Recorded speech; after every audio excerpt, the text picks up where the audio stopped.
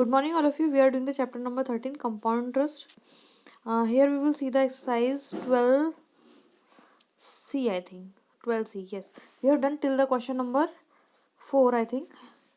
Today we will start with the question number 5. Anuj lent 5,000 to Gurneet at the rate of 8.1/3% per annum compound interest. Find the amount payable by Gurmeet to Anuj after 2 years. देखो अनुज ने गुरमीत को 8.1/3% per annum compound interest पे 5,000 rupees दिए हैं 2 year के लिए। तो हमें बताना है कि गुरमीत 2 साल बाद कितना पे करेगा। तो कंपाउंड इंटरेस्ट का फॉर्मूला लगा लेंगे क्वेश्चन नंबर 5 में। देखो इधर क्वेश्चन नंबर 5, ठीक है। तो वही कंपाउंड इंटरेस्ट का अमाउंट वाला फॉर्मूला लगाया, कंपाउंड, ठीक है। तो ये 5,868 रुपीज़ पे करेगा, ठीक है।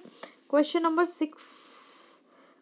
6 is find the difference between the CI and the SI on the 8,400 at 9% per annum for 2 year. The compound interest being payable annually. हर साल पे कर रहा है, ठीक है। तो ये बताना है कि 2 साल बाद वो कितना अमाउंट, तो उनके बीच में डिफरेंस कितना आएगा, ठीक है।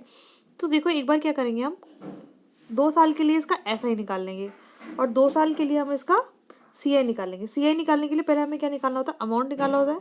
अमाउंट को किस में से, प्रिंसिपल में सब्ट्रैक्ट कर देते हैं तो हमें CI मिल जाता है। देखो CI ये है, सिंपल इंटरेस्ट ये है आपका, कंपाउंड इंटरेस्ट ये है। दोनों के बीच का जो डिफरेंस है वो है 68 रुपीज़, 68.04 रुपीज़, ठीक है।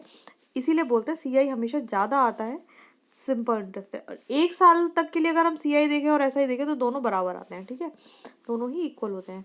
Question number 7 is Raghav borrowed 10,000 from her friend Vismay 6% per annum simple interest for 2 years. Had he borrowed this sum at 6% per annum compound interest, the excess amount would he have to pay to her.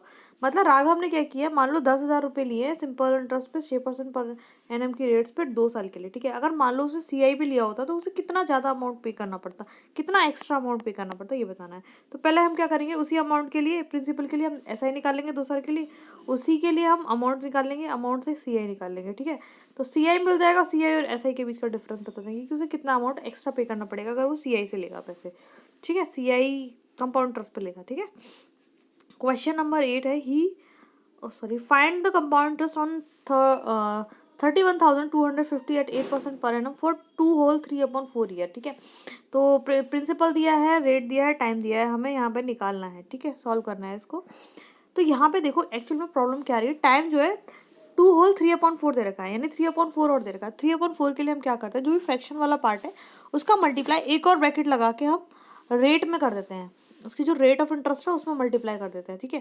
तो 2 year के लिए तो वही चीज़ हम करेंगे जो exactly हम करते हैं अब तक, P1 + R/100 to the power T यानी कि 2 रख देंगे उसकी जगह पे, ठीक है। और यहाँ पे 3/4 के लिए हम क्या करेंगे, वहाँ पे रेट में मल्टीप्लाई कर देंगे उसको 3/4 × R, ठीक है। तो इसको हमने सॉल्व किया तो कितना आया, अमाउंट आया 38,637। दोनों को सब्ट्रैक्ट कर लेंगे, जो अमाउंट जो भी सब्ट्रैक्ट करके आएगा वो आपका CI होगा, ठीक है। ये क्वेश्चन से रिमेनिंग क्वेश्चन नेक्स्ट वीडियो में करेंगे। Thank you all of you.